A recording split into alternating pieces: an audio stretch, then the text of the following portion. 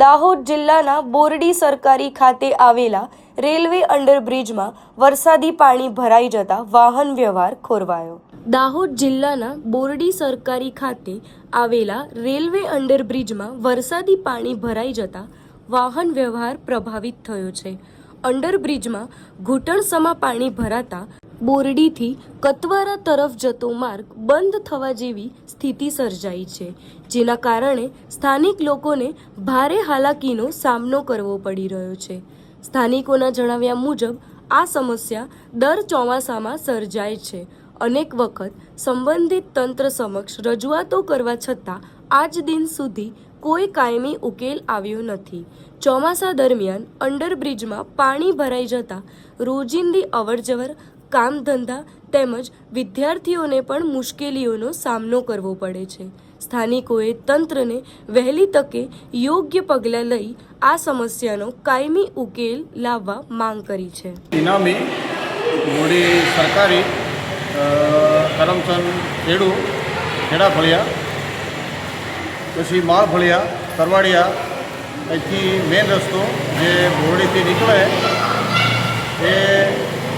Underground નાળા સ્વરૂપે જે બનાવેલો રસ્તો છે અને ચોમાસાની અંદર એટલી બધી તકલીફ પડે છે એ તમે સ્વયં પોતે જોઈ રહ્યા છો કે કેટલું પાણી છે અંદર। વારંવાર ધારાસભ્ય કે સાંસદને રજૂઆત કરવા છતાં બી આનો કોઈ આજ કલાક સુધી કોઈ નિકાલ આવેલ નથી કે એમને રજૂઆત કરવા છતાં એમના પેટનું કોઈ પાણી હાલતું નથી ને કેટલીય પ્રજાને હાલાકી પડી રહી છે, કેમ કે અમારે રોજ આવવા જવા માટેનો આ મેન રસ્તો છે નાળાનો। જે આપણું રેલવે સ્ટેશન છે દાહોદ અને રતલામ ડિવિઝનની વચ્ચે જે બોરડી સરકારી જે રેલવે સ્ટેશન આવેલું છે એની જ બાજુમાં જ્યારે 49C number gate number 49C જેને રદ કરી અને આ ગરનાળું બનાવવામાં આવ્યું છે, જ્યારે આ ગરનાળું બનાવવામાં આવ્યું ત્યારે આ કરોડોના ખર્ચે અને પ્રજાના ટેક્સના પૈસાથી આ ગરનાળું બનાવવામાં આવ્યું છે। એની બંને સાઈડ જ્યાં રણાપુરથી માંડી અને કતવારા સુધીનો જે મેન રોડ અને ટાંડાને રોડ, બે રોડ કોમિંગ થાય છે અને 11 ગામની આ પ્રજાનો આ ગરનાળું બનાવેલું છે। હવે 11 ગામની પ્રજાને આજે